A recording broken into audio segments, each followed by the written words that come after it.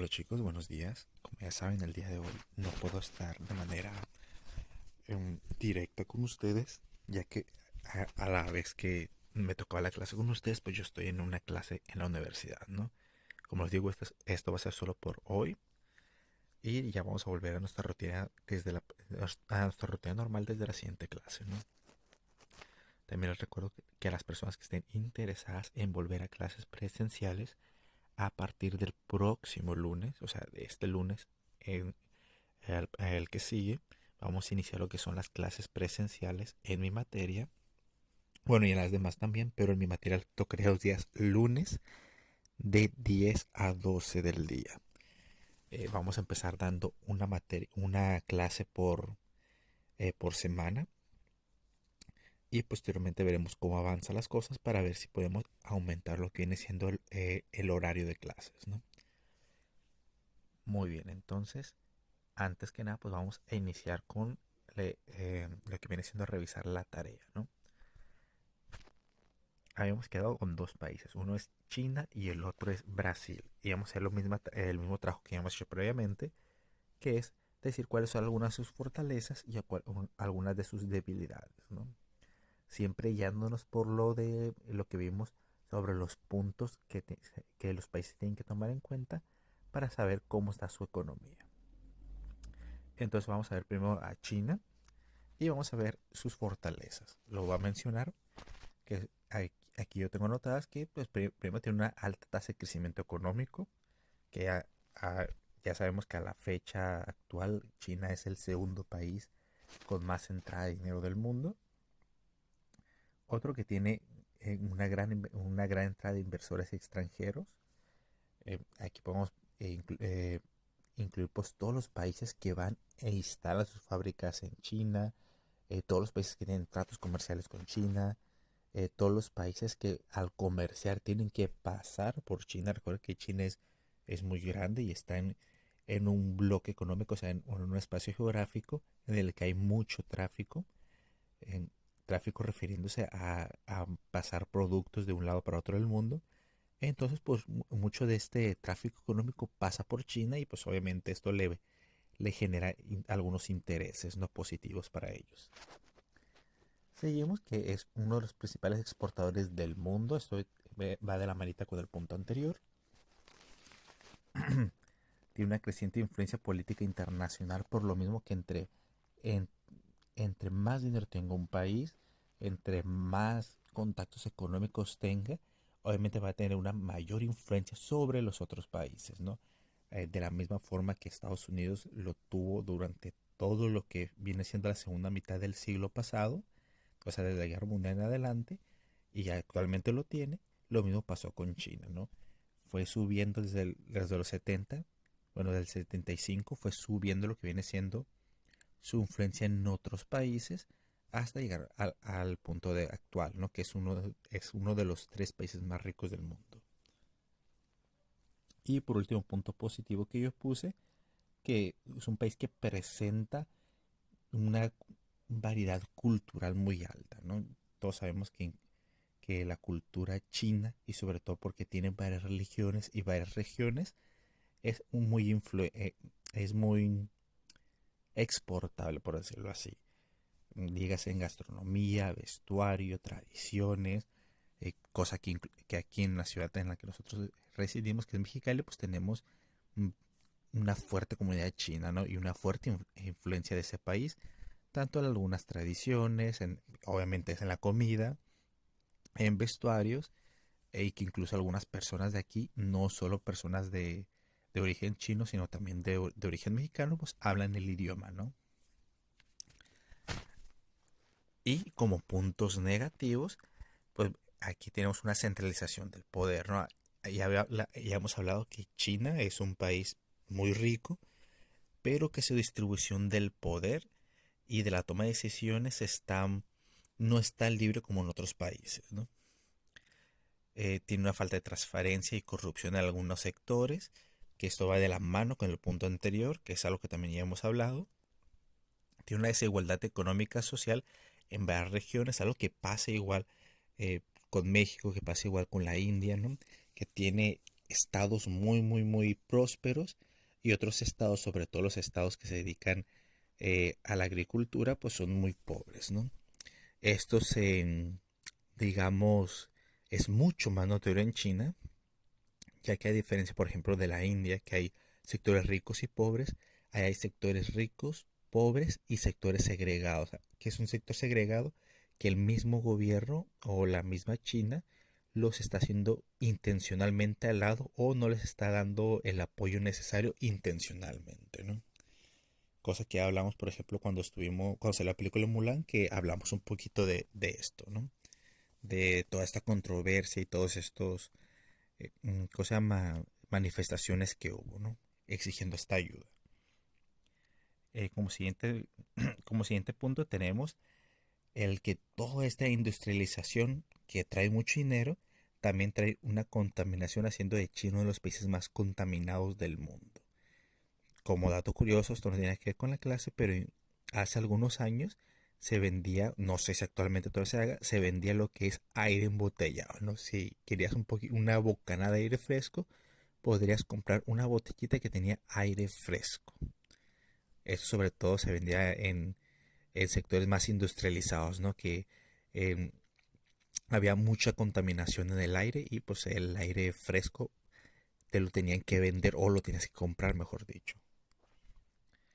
Y último punto, que este va de la mano con el que mencionamos de la desigualdad económica, que al igual que la India, aunque es un país con mucho dinero, hay mucha desigualdad en lo que es el Producto Interno Bruto per cápita. ¿Por qué? Porque hay una sobrepoblación y se diferencia mucho los sectores ricos y pobres.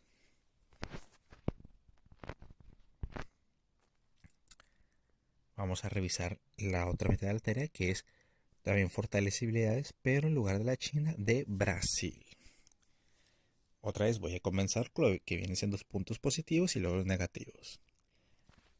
Algunos puntos positivos de Brasil es que es el líder comercial de Sudamérica, para empezar, ¿no? Tiene lo que viene siendo importantes logros tecnológicos, desde que estos logros han sido llevados desde su época de régimen militar hasta la fecha, ¿no? Eh, Al igual que otros países, se han dedicado a extraer petróleo, en este caso de aguas profundas, algo similar a lo que hace México en el Golfo.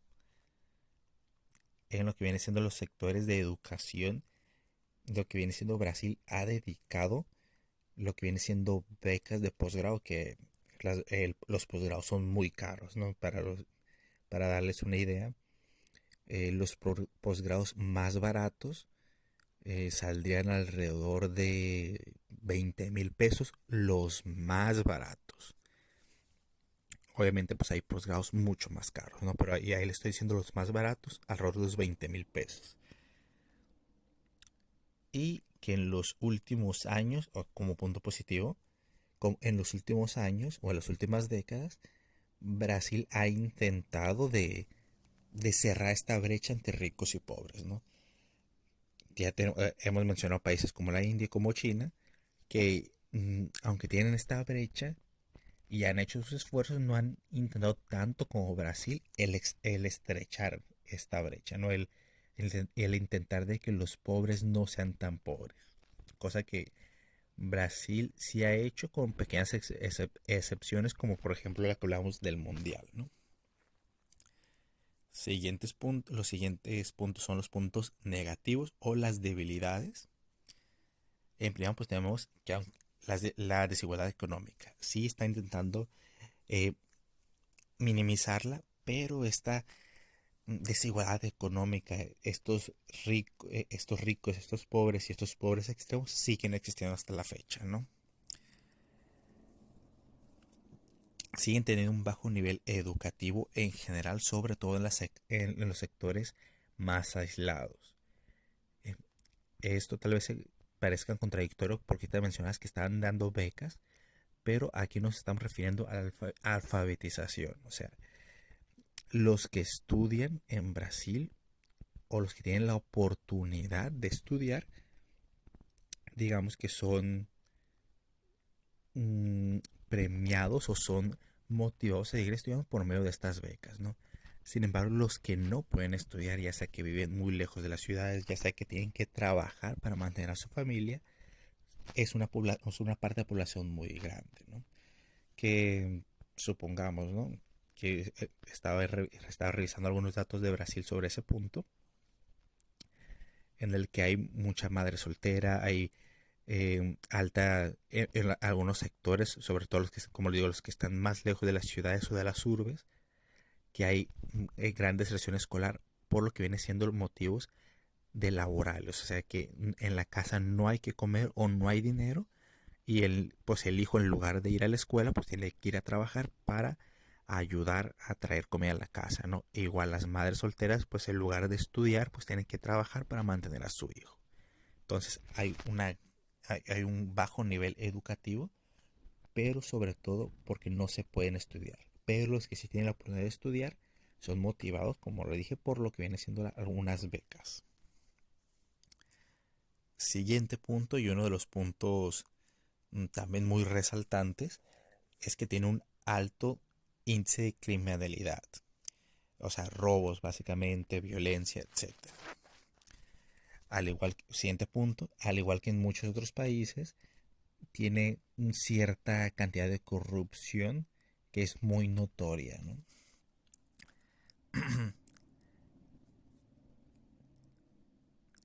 Muy bien, ya habiendo revisado un poquito la tarea, vamos a pasar al tema de hoy. El tema de hoy es increíblemente corto, principalmente porque ya lo hemos visto varias veces.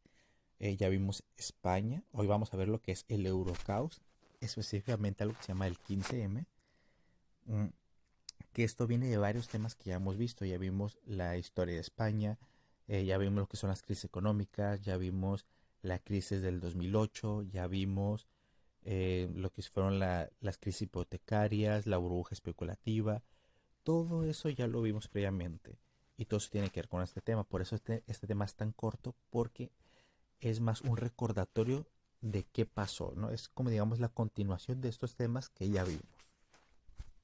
Que les recuerdo pues que ya tienen las anotaciones de todos estos temas, ¿no? O que incluso estos están en mi canal de YouTube por si quieren ir a revisarlo a las clases que tuvimos. Muy bien, el, el Eurocaus que pasó en España, como les digo, más específicamente lo del 15M. Bueno, pero mejor primero vamos a dar una pequeña lectura, al igual que lo hacemos en clase. Damos la pequeña lectura y luego vamos a ir a lo que es el 15M, por qué fue, pero les digo, es algo muy sencillo que nace de esto mismo que ya hemos visto, ¿no? Inicio de lectura. El 15 de mayo de 2011, miles de personas ocuparon de manera pacífica las Puertas del Sol de Madrid, es un lugar en España, así como otras plazas españolas. Organizando a través de las redes sociales, este grupo pasó a ser conocido como el movimiento 15 de mayo, o sea, el 15M, o los indignados.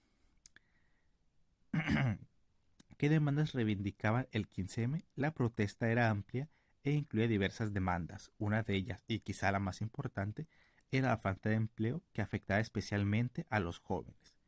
Pero también se criticaban los recortes de seguridad social, la falta de oportunidades, el predominio de la especulación económica y las escasas opciones de elegir entre, o, entre que ofrecía el Partido Popular y el Partido Socialista Obrero Español. Si vemos aquí ya se mencionan muchas cosas de las que ya vimos, ¿no? Cuando estuvimos viendo España hablamos un poquito de lo que viene siendo esta preocupación por los jóvenes de que no pueden ni conseguir trabajo ni vivienda y que no tenía lo que viene siendo una entrada de dinero fija. Cuando vimos las crisis económicas y la burbuja especulativa, pues vimos la parte de la especulación. Y pues obviamente aquí estamos mencionando que esto pasó en el 2011, o sea, 3 años después de la crisis de 2008, que como mencionamos en el tema de las crisis, afectó fuertemente a España, ¿no? Y de hecho hace poquito que vimos Japón, volvimos a mencionar España, ya que estuvimos viendo que estos mismos problemas del 2008 pasaron en Japón, ¿no? Y que de hecho esta fue una de las principales cosas de por qué China superó a Japón, ya que Japón se vio afectado por esta crisis de la misma manera que España. Entonces, muchas de las cosas aquí pues ya la vimos también, ¿no? De que a partir del 2008 hubo este recorte personal, esta inflación en lo que viene siendo las casas que subieron de precio enormemente, tanto compra como renta, los despidos, el recorte de la seguridad social, ya sean pensiones, seguro, etcétera, etcétera, todo se vio reducido.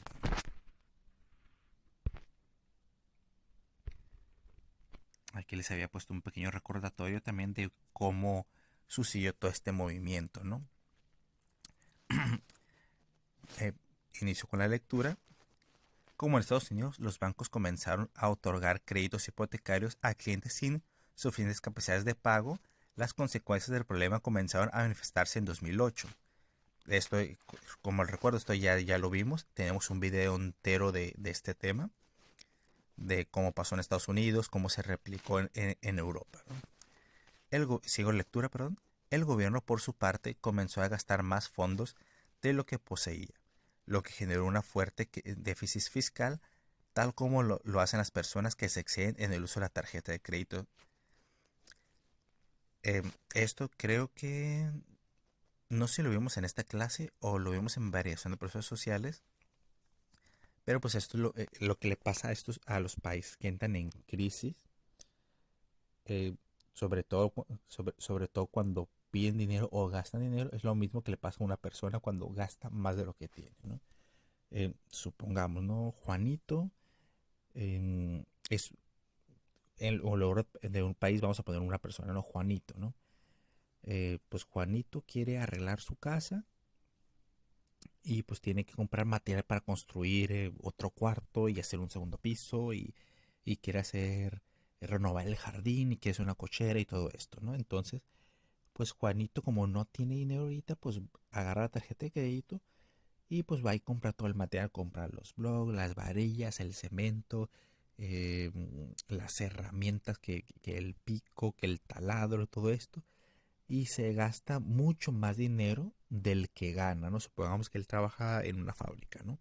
Y que gana 1,000 pesos a la semana y aquí se gastó, mmm, vamos a ponerle 50,000, ¿no? Entonces vemos que Juanito se gastó mucho más dinero del que él gana, ¿no? Del que él recibe, pensando que pronto lo va a poder pagar, ¿no? Pero si recordamos cuando pides un préstamo o pagas con la tarjeta de crédito, que básicamente usar una tarjeta de crédito es que el banco pague por ti, o sea, tú le pides digamos que es como un préstamo indirecto del banco hacia ti, pues esto viene con los intereses, ¿no? Que eso sí lo vimos aquí. Así, no, de hecho sí lo vimos en esta clase, ya me acordé de que todo esto del crédito sí lo vimos en esta clase. En, como les decía, entonces este crédito viene con un interés, que es un porcentaje entre más dinero pidamos o gastemos con la tarjeta de crédito. Y como les digo, usar la tarjeta de crédito básicamente es pedir un préstamo indirecto al banco. Este interés es más alto. Entre más sea lo que pedimos o gastamos, más alto es el interés, porque es un porcentaje, o sea, es equivalente. Entonces, pues Juanito, como pidió mucho dinero, le van a cobrar mucho dinero. Y ahora va a tardar más en pagarlo. O sea, en lugar, él gastó 50,000, pero ahora tiene que pagar 60,000, ¿no? Y si no llega a pagar a tiempo, va a pagar más. Ya sea porque los mismos intereses van a ir subiendo o algún tipo de recargo, ¿no? Que será como un castigo por no pagar a tiempo. Entonces, eso mismo le pasa a los países. En este caso le pasó a España, le pasó a Estados Unidos, por eso mismo también entró crisis, le pasó a Portugal, le pasó a Francia, le pasó a Grecia y a muchos otros países. De hecho, incluso aquí tenemos la comparación con otro tema que ya vimos, que lo vimos en la unidad 3, si no me equivoco, que estuvimos viendo las deudas externas. De hecho, voy a dar lectura y van a ver que tiene todo que ver con el tema de deudas externas, que ya lo vimos, que es como había sucedido en América Latina en los 80s, o sea, cuando se hicieron las deudas externas, el pago del interés de ese débito se convirtió en una pesada carga para el presupuesto. Para enfrentarse a la crisis de liquidez en 2011, el gobierno tomó medidas muy radicales, como la reducción de los sueldos de empleados y funcionarios gubernamentales, el congelar las pensiones a los jubilados, o sea, por el momento no darles la pensión a las personas que se habían jubilado, y la suspensión de diversos beneficios sociales. Beneficios sociales puede referirse a becas, ayudas, apoyos, programas sociales, etcétera, etcétera, etcétera. O sea, pues sí era algo muy grave, ¿no? Como ven, este tema es muy chico porque, porque son varios, digamos, es el final de varios temas que ya hemos visto previamente. Ya vimos España, ya vimos lo que son las crisis económicas, vimos específicamente la crisis 2008, que es esta donde sale esta crisis. Em, Vimos lo que fue la burbuja especulativa, que tiene mucho que ver. Hay que recordar que España fue uno de los principales países afectados, en los que el precio enorme de las casas provocó que muchas personas tuvieran que gastar todo su dinero en comprar una casa, que los jóvenes no pudieran conseguir trabajo, etcétera, etcétera, ¿no? Entonces, este viene siendo, digamos, el punto final de todo ese recorrido que hemos estado viendo. ¿Qué temas nuevos sí vimos aquí? Básicamente, el cómo concluyó en España, ¿no? Que concluyó con el 15M, que fue esta manifestación del 15 de mayo del 2011, o sea, 3 años después de lo que viene siendo el inicio de la crisis de 2008. Porque en el 2011 estalla lo que es el 15M, porque durante esos 3 años de pérdida y endeudamiento del gobierno español, en 2011 el gobierno español decidió hacer estos cambios radicales, ¿no?, que mencionamos, el congelar la pensión a los jubilados, el quitar algunas ayudas sociales, el reducir los sueldos.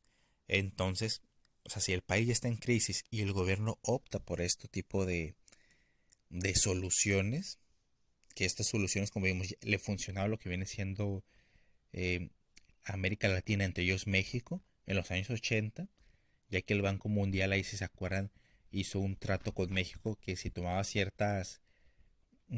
unas medidas muy parecidas, le iba a perdonar parte de la deuda o reducir parte de la deuda. En este caso, pues España quiso hacer algo similar. Sin embargo, ellos, pues, digamos, ya estaban endeudados y no tenían la ayuda de lo que viene siendo el Banco Mundial, ¿no? Entonces, estalló lo que es el 15. Muy bien, hasta aquí sería el tema completo. Sin embargo, hay una pequeña tarea que simplemente son dos preguntas. Pero acá están. Simplemente son dos preguntas, que es una, menciona otro país visto en esta materia que sufrió la crisis de 2008. Aquí les reitero, de esta materia, no, esto no se puede buscar en internet. ¿Por qué? Porque si le ponen internet va a salir todos los países del mundo que fueron afectados. Aquí yo le estoy preguntando específicamente uno que hemos visto en esta materia. No necesariamente esta clase, puede ser que hayamos mencionado esta clase o no.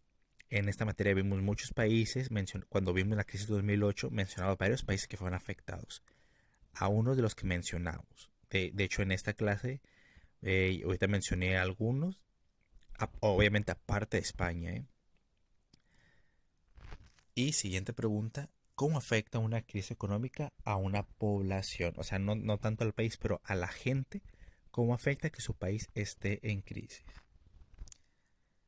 Muy bien, chicos, como ven, es un tema muy chico, es un tema más de recordar temas que ya vimos previamente.